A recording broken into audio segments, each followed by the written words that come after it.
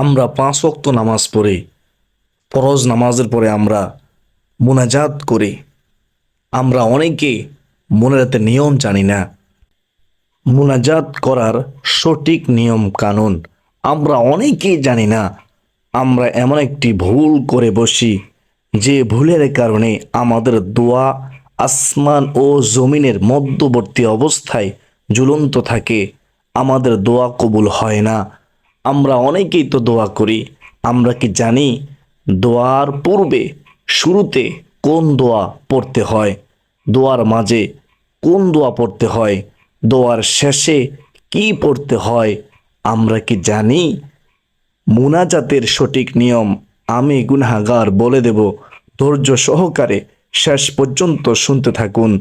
আমি বিশ্বাস করি যারা চাই আমাদের মুনাজাত কবুল হোক, দোয়া কবুল হোক, তারা অবশ্যই আজকের এই আলোচনাটি শুরু থেকে শেষ পর্যন্ত মনোযোগ দিয়ে শুনবে এবং এখান থেকে মুনাজাতের সঠিক নিয়ম জানবে ইনশাআল্লাহ। আল্লাহ তাআলা আমাদের সবাইকে মুনাজাতের সঠিক নিয়ম জানার তৌফিক দান করুন, সঠিকভাবে মুনাজাত করার তৌফিক দান করুন। সকলে বলি আমিন। প্রিয় দিনী ভাই ও বোনেরা, প্রথমে আমরা জানব দোয়া করার গুরুত্ব, আল্লাহ তাআলার কাছে সাহায্য চাওয়ার গুরুত্ব। শুনলে অবাক হয়ে যাবেন। তারপরে আমরা মুনাজাতের সঠিক নিয়ম জানব ইনশাআল্লাহ। তো চলুন আমরা বিস্তারিত জেনে নেই। প্রথমে আমরা একটি হাদিস শরীফ শুনে নেই, তিরমিজি শরীফের হাদিস। হাদিসটি এরকম, আমি সংক্ষেপে বলতেছি। নবীজি সাল্লাল্লাহু আলাইহি ওয়াসাল্লাম বলেন, যার জন্য দোয়ার দরজা খুলে দেওয়া হয়, যাকে আল্লাহ তাআলা মুনাজাত করার, দোয়া করার আল্লাহ তাআলা তৌফিক দেন। আমার নবীজি সাল্লাল্লাহু আলাইহি ওয়াসাল্লাম বলেন, তার জন্য রহমতের দরজা খুলে দেওয়া হয়েছে। সুবহানাল্লাহ। সে বড় ভাগ্যবান যাকে আল্লাহ তাআলা দোয়া করার তৌফিক দিয়েছেন, যে আল্লাহ তাআলার কাছে দোয়া করে। সুবহানাল্লাহ। আরো একটি হাদিস শরীফ শুনি, তিরমিজি শরীফের হাদিস। দোয়া ছাড়া কোনো কিছু ভাগ্য পরিবর্তন করতে পারে না। নবীজি সাল্লাল্লাহু আলাইহি ওয়াসাল্লাম কি বললেন? দোয়া ছাড়া কোনো কিছু ভাগ্য পরিবর্তন করতে পারে না। এবং রাসূলুল্লাহ সাল্লাল্লাহু আলাইহি ওয়াসাল্লাম বলেন, নেক আমল ছাড়া, নেকি ছাড়া হায়াত বৃদ্ধি পায় না। আমরা কি বুঝতে পারলাম এই অত্র হাদিস দ্বারা? আমরা বুঝতে পারলাম দোয়া করলে আল্লাহ তাআলা তকদির পরিবর্তন করে দেন। সুবহানাল্লাহ। আর নেক আমল করলে আল্লাহ তাআলা হায়াতের মধ্যে বরকত দেন। সুবহানাল্লাহ। হায়াত বৃদ্ধি করে দেন। প্রিয় দিনদার মুসলমান ভাই ও বোনেরা, রাসূলুল্লাহ সাল্লাল্লাহু আলাইহি ওয়াসাল্লাম রাহমাতুল লিল আলামিন নবীজি বলেছেন, তিরমিজি শরীফের হাদিস, পবিত্র হাদিসে দোয়াকে মখুল ইবাদাত বা ইবাদতের মগজ বলা হয়েছে। সুবহানাল্লাহ, সুবহানাল্লাহ, সুবহানাল্লাহ। দোয়া গুরুত্বপূর্ণ একটি ইবাদত। রাসূলুল্লাহ সাল্লাল্লাহু আলাইহি ওয়াসাল্লাম বলেছেন, বুখারী শরীফের হাদিস 6340 নম্বর হাদিস।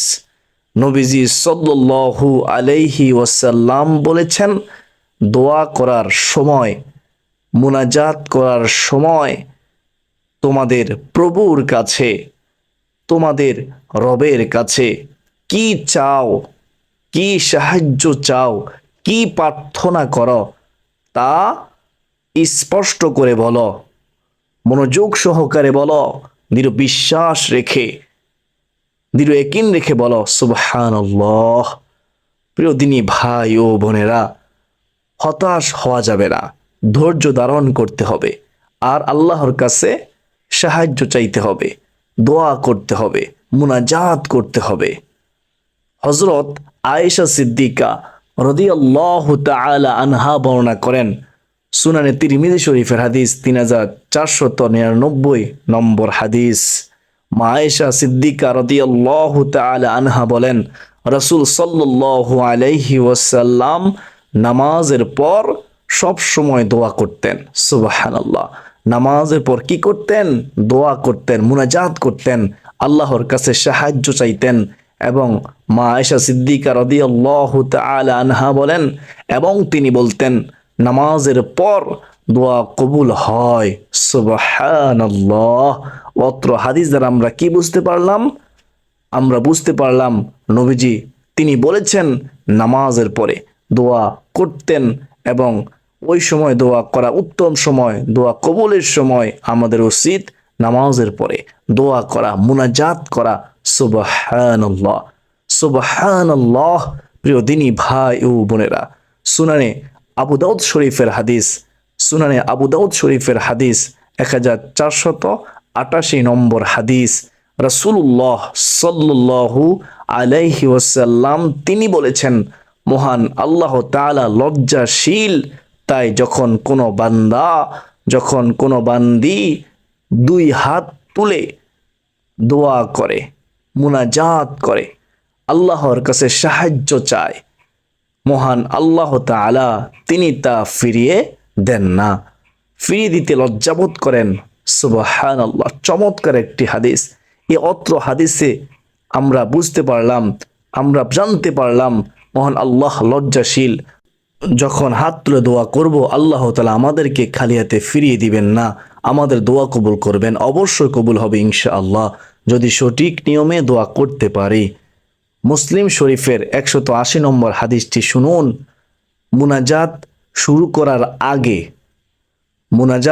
করার আগে আল্লাহর প্রশংসা, যেমন আলহামদুলিল্লাহ, আলহামদুলিল্লাহ, সমস্ত প্রশংসা আল্লাহ তাআলার জন্য, এটি বলা, এবং রাসূল সাল্লাল্লাহু আলাইহি ওয়াসাল্লামের উপর দুরূদ পড়া সুন্নাহ।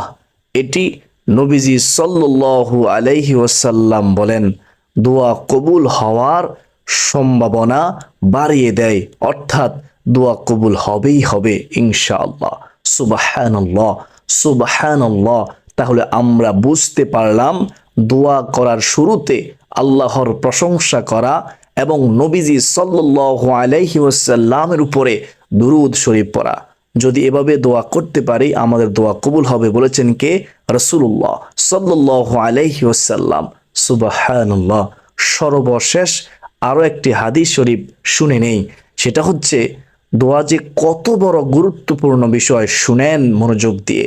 হাদিসে মুবারকার মধ্যে রয়েছে রাহমাতুল লিল আলামিন নবীজি তিনি বলেছেন, যে ব্যক্তি আল্লাহর কাছে কোনো কিছু চায় না, মহান আল্লাহ তাআলা তার প্রতি রাগান্বিত হন। নাউজুবিল্লাহ, নাউজুবিল্লাহি মিন জালিক। দুনিয়ার কারো কাছে চাইলে রাগান্বিত হয়, আর না চাইলে খুশি হয়। আর আমাদের রব, আমাদের আল্লাহর কাছে যদি আমরা সাহায্য না চাই, তিনি সর্ববিষয়ে সর্বশক্তিমান ওই রব রাগ করেন। তার কাছে কোনো কিছু না চাইলে, দোয়া না করলে, তো আমাদের উচিত হবে দোয়া করা সঠিক নিয়মে, বিশ্বাস রেখে, ইয়াকিন রেখে। মনে রাখবেন, দোয়া করলে আল্লাহ খুশি হয়, দোয়া না করলে আল্লাহ তাআলা রাগ করেন। দোয়া দুই প্রকারের, প্রথম প্রকার হচ্ছে প্রশংসামূলক দোয়া, দ্বিতীয় প্রকার হচ্ছে কামনামূলক দোয়া। প্রথম প্রকার প্রশংসামূলক দোয়ার জন্য হাত তুলতে হয় না, দ্বিতীয় প্রকার দোয়ার জন্য হাত তুলতে হয়, দুই হাত তুলে দোয়া করতে হয়। দুই হাত তুলে দোয়া করা হচ্ছে সুন্নত, উত্তম, আল্লাহ বেশি খুশি হয়। সুবহানাল্লাহ। প্রিয় দিনী ভাই ও বোনেরা, এখন শুনুন, এতক্ষণ পর্যন্ত তো শুনেছেন দোয়ার গুরুত্ব, মুনাজাতের গুরুত্ব। এখন শুনুন দোয়া করার সঠিক নিয়ম, মুনাজাত করার সঠিক নিয়ম। প্রথমে জেনে নেই কোন ভুলটি করলে দোয়া কবুল হয় না। সেটা হচ্ছে দুরূদ শরীফ না পড়লে দোয়া ঝুলন্ত অবস্থায় থাকে। কি বলেছেন? রাসূলুল্লাহ সাল্লাল্লাহু আলাইহি ওয়াসাল্লাম বলেছেন।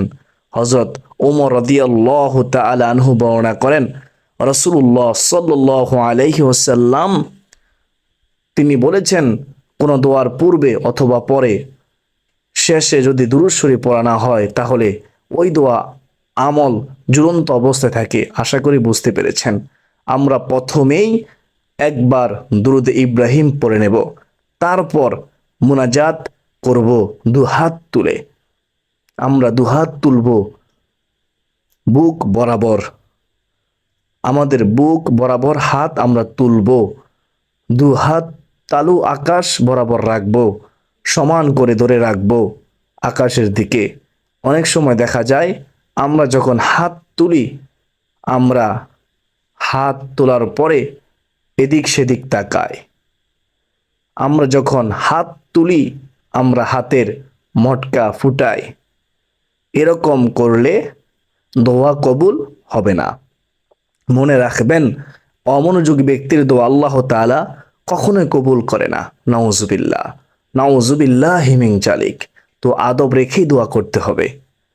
দুহাতের তালু আকাশের দিকে থাকবে, আপনার দৃষ্টি থাকবে হাতের তালুর দিকে। দৃঢ় বিশ্বাস রেখে দোয়া করতে হবে, এটা হচ্ছে দোয়ার আদব। তো শুরুতে পড়বেন, খেয়াল করে শুনবেন, আল্লাহর প্রশংসা করবেন, তারপরে আল্লাহর প্রশংসার পরে দুরূদ শরীফ পড়বেন। এভাবে পড়তে পারেন, আলহামদুলিল্লাহি আলহামদুলিল্লাহি রব্বিল আলামিন ওয়াসসালাতু ওয়াসসালামু আলা সাইয়্যিদিল মুরসালিন ওয়া আলা আলিহি ওয়া আসহাবিহি আজমাইন।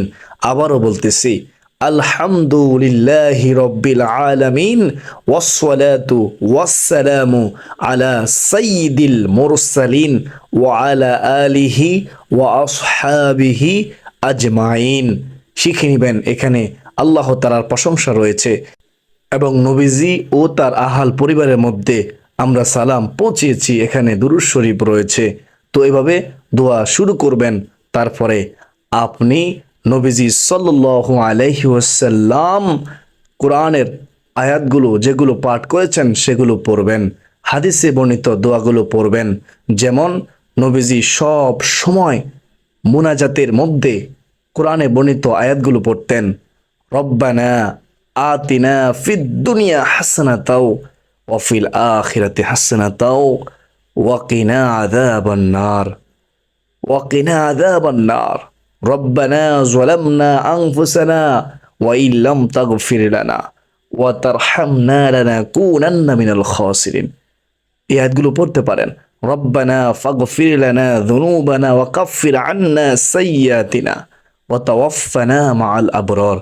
কোরআনে বর্ণিত এই আয়াতগুলো পড়তে পারেন দোয়া হিসেবে মুনাজাতের মধ্যে। রব্বি জাআলনি মুকিমাস সালাতি ওয়া মিন যুররিয়াতি রব্বানা ওয়া তাকাব্বাল দুআ রব্বানা গফিরলি ওয়া লিওয়ালিদাইয়া ওয়া লিল মুমিনিনা ইয়াওমা ইয়াকুমুল হিসাব। এই আয়াতগুলো পড়তে পারেন। রব্বানা লা তুযিগ কুলুবানা বা'দা ইদ হাদাইতানা ওয়া হাব লানা মিন লাদুনকা রাহমা ইন্নাকা আনতাল ওয়াহ্হাব। আপনি পড়তে পারেন হাসবুনাল্লাহু ওয়া নি'মাল ওয়াকিল ওয়া নি'মাল মাওলা ওয়া নি'মান নাসির। এই আয়াতগুলো পড়তে পারেন। আপনি পড়তে পারেন দোয়া ইউনূস, লা ইলাহা ইল্লা আনতা সুবহানাকা ইন্নী কুনতু মিনাজ জালিমিন। এখন প্রশ্ন করতে পারেন, হুজুর আমরা যদি এই দোয়াগুলো না পারি, কোরআনে বর্ণিত আয়াতগুলো না পড়তে পারি, আমাদের কি দোয়া হবে না? অবশ্যই হবে। আপনি নিজের বাসায়ও দোয়া করতে পারেন, অথবা হাদিসে বর্ণিত কিছু দোয়া আছে ওই দোয়াগুলো পড়তে পারেন। যেমন আল্লাহুম্মা ইন্নাকা আফুউন তুহিব্বুল আফওয়া ফাআফু আন্নি ইয়া গফুরু ইয়া গফুরু ইয়া গফুর। হাদিসে বর্ণিত নবীজি শিখানো আরো কিছু দোয়া আছে, শুনেন, এগুলো পড়তে পারেন মুনাজাতের মধ্যে। আল্লাহুম্মা কফিনি বিহালালিকা আন হারামিকা ওয়া আগনিনি বিফাদলিকা আম্মান সিওয়াক। এই দোয়াটি পড়লে পাহাড় সম পরিমাণ ঋণ থাকলেও ঋণ পরিশোধ করার জিম্মাদার স্বয়ং আল্লাহ তাআলা হবেন, এমনটাই নবীজি সাল্লাল্লাহু আলাইহি ওয়াসাল্লাম বলেছেন। প্রিয় দিনী ভাই বোনেরা, এই দোয়াটি পড়বেন মুনাজাতের মধ্যে। যদি আপনি চান আপনার ঋণ পরিশোধ হোক, অভাব দূর হোক, আল্লাহুম্মা কফিনি বিহালালিকা আন হারামিকা ওয়া আগনিনি বিফাদলিকা আম্মান সিওয়াক।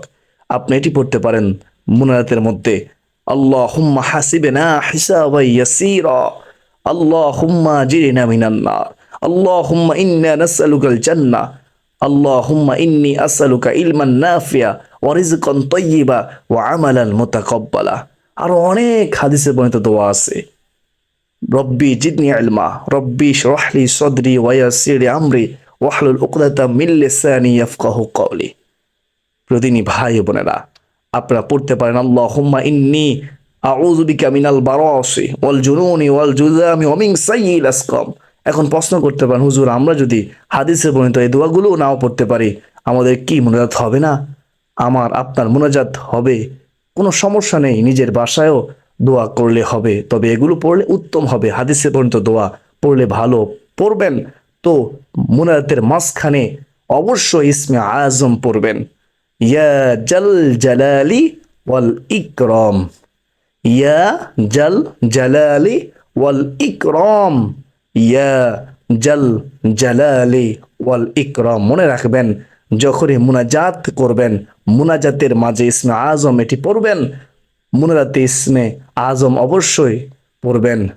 যারা কবরে আছে তাদের জন্য দোয়া করবেন, মা বাবা কবরে থাকলে মা বাবার জন্য দোয়া করবেন, রব্বির হামহুমা কামা রব্বা ইয়ানি সগীরা, রব্বির হামহুমা কামা রব্বা ইয়ানি সগীরা। মা বাবা জীবিত থাকলে মা বাবার জন্য দোয়া করবেন, সমস্ত মুসলমানদের জন্য দোয়া করবেন, সকল মুমিনদের জন্য দোয়া করবেন, নিজের জন্য দোয়া করবেন, পরিবারের জন্য দোয়া করবেন, সন্তানের জন্য দোয়া করবেন। তো আপনি আপনার মনের ভাষা, মনের আকাঙ্ক্ষা মুনাজাতে ব্যক্ত করবেন ইনশাআল্লাহ। তো সর্বশেষ আপনারা আল্লাহ তাআলার প্রশংসা করে নবীজির উপর দুরূদ শরীফ পড়ে মুনাজাত শেষ করবেন ইনশাআল্লাহ। আলহামদুলিল্লাহি রাব্বিল আলামিন ওয়াসসালাতু ওয়াসসালামু আলা সাইয়্যিদিল মুরসালিন ওয়া আলা আলিহি ওয়া আসহাবিহি আজমাইন ওয়াজআল আখিরা কালিমাতান সাকরাতুল মাউত শাহাদাতান লা ইলাহা ইল্লাল্লাহু মুহাম্মাদুর রাসূলুল্লাহ সাল্লাল্লাহু তাআলা আলাইহি ওয়াসাল্লাম।